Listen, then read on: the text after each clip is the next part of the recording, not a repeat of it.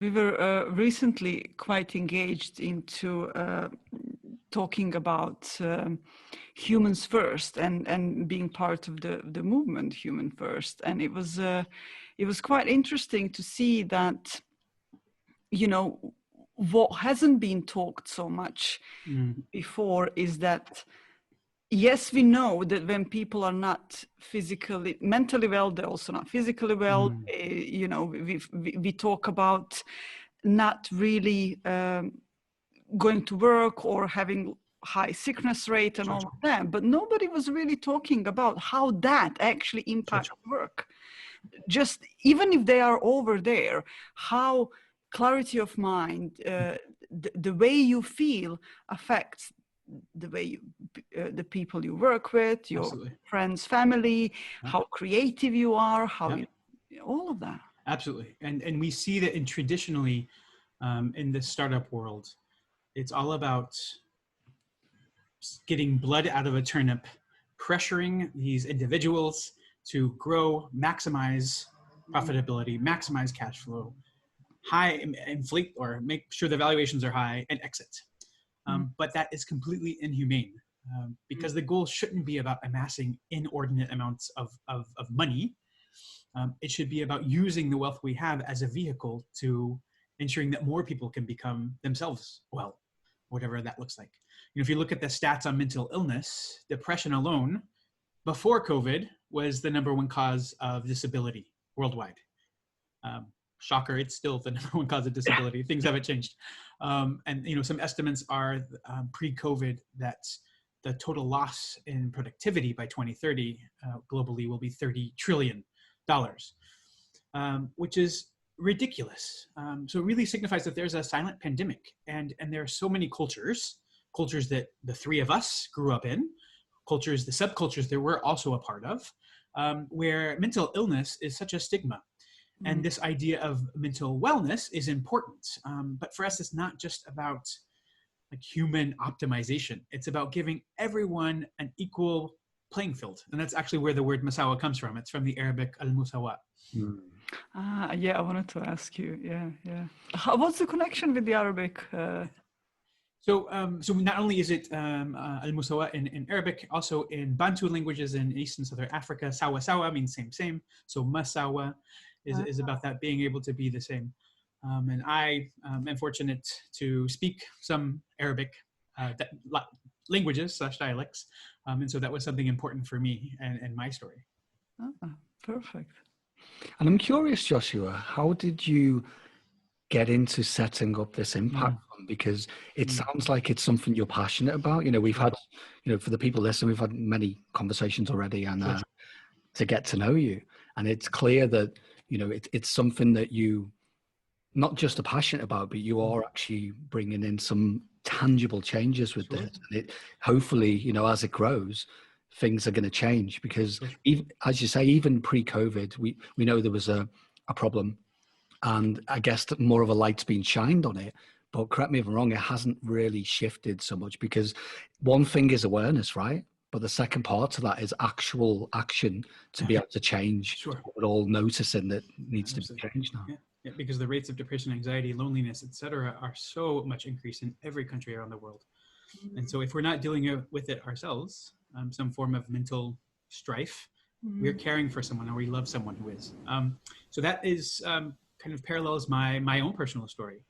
I was very fortunate to have been born in the United States, to have been born male, to have been born white. And even though I was born and raised by a single mother on welfare, a mother who was most of her life depressed and had issues with alcoholism, I was lucky to be able to get out of that catch-22 because I was good in school and won a scholarship to come to Germany, and that kind of changed my life. And so I had a very interesting and fascinating career, or sets of careers. I was a Peace Corps volunteer in Morocco, working with cyber cafes and women weavers. Really, I was just drinking a lot of tea. And really learning about myself and the world, and also living amongst people who others would consider poor and in poverty, which isn't the case. Money is just a value. And was also fortunate to be a software designer, a consultant, worked in data analytics. I was a diplomat in the Obama administration, working in developing countries on the issues of technology and innovation and human rights. And one could say I had a perfect life. I was married to a wonderful man with whom we've been together now 18 years, and we had 2 beautiful children. But when we moved from Stockholm to Berlin, I crashed and burned because I had never really looked inside and dealt with my own issues stemming from childhood, from, for example, having gone to 6 high schools in 3 years, or having pretty much had to figure out a way to get by from an early age. And I never really looked at how that caused me to do so many things. I escaped a lot. Every time the situations got really bad, I did what I knew. I went, either we moved houses when we were young because we couldn't pay the rent, or I left and went to a new country and learned a new language and assimilated into a new culture.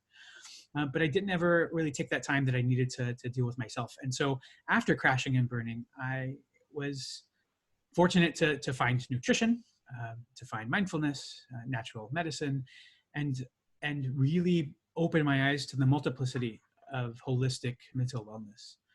At the same time, because I had worked in finance areas in Africa and new innovation, and worked in social enterprises, incubators in Cambodia, I was curious about who was funding these new innovations that were happening in mental wellness, and what was happening, and found that there were no impact funds that really cared equally about maximizing that social impact, as well as maximizing the financial aspects.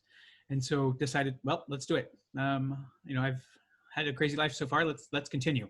And so then started Masawa some months ago, and it's been an amazing journey just over the past number of months. Wow. I'm glad that you did, because it seems like it's something that's sorely been missing for decades. Yeah. Right. Sure. Yeah. And it's not to say that there aren't other, for example, funds that don't focus on founders and mental well-being. There are some great funds, but there's just so few. There are amazing impact funds that exist that are really doing good work, but that intersection of mental wellness and impact funds just didn't exist until we've come along. And so it's a tremendous learning experience for us and the entire team, and that's part of the fun. We didn't come up, well, most of us didn't come up through the traditional routes of going to business school and then working at an investment bank and then working for another fund and then this. So we're not technically path dependent. And that allows us to be a lot more flexible. Yes, we're having to be more vulnerable about what we don't know and find help when we do, when we don't figure out what we need to do, but we can also be a bit more innovative. And so maybe that's one of the things that allowed for this ability to bring impact, organizational health, and mental wellness together under one entity. Mm-hmm. It's a sentence that is just spinning in my head right now as you were talking. It's when people feel well, they do well. And it's it's true for all of us. It's when I don't feel well, I'll my prime focus is to feel well, and then I'm self-centered. Coming back to, I wouldn't say similar background to yours, but coming from not being a refugee and all of that, my mind in that moment is just hoard, gather, just me survival instinct, which I don't like, but now I'm aware of it, and just really looking into what you said, looking into yourself, looking inside, and healing, understanding really why do you behave and how can you transform that. Absolutely. When I was just beginning this Masawa journey, I really kicked myself for not seeing the so many missed opportunities I had. I had been in rooms and working with heads of states and ministers and heads of big NGOs and small NGOs and in all types of areas, and women's rights and minority rights and economics and various different aspects. But I had never, ever once thought about, are these people okay? How are they feeling inside? What is really driving them to either induce the conflicts that are coming out, or that is really holding them back from seeing the shared humanity and the fact that you can have oil producing companies and tree hugging entities in the same room actually working together if they're able to get over themselves first. And just really was surprised, or maybe it just rang like a bell, that a lot of the underlying issues of the existential problems in the world, poverty, climate change, inequality, injustice, is fundamentally because we're not okay with ourselves. Mm-hmm. We're not okay, so we need to consume more. We're not okay, so we need to have more money. We're not okay because. Like, holy shit, like there's something else here that we need to be able to look more systematically. And I'm not saying I'm the only one. I'm not the first person who's ever come up with this. You know, there's an amazing number of groups and entities and networks that also feel similarly, and lots of Venn diagram overlapping, including with you guys. And so there's something afoot. There's something happening.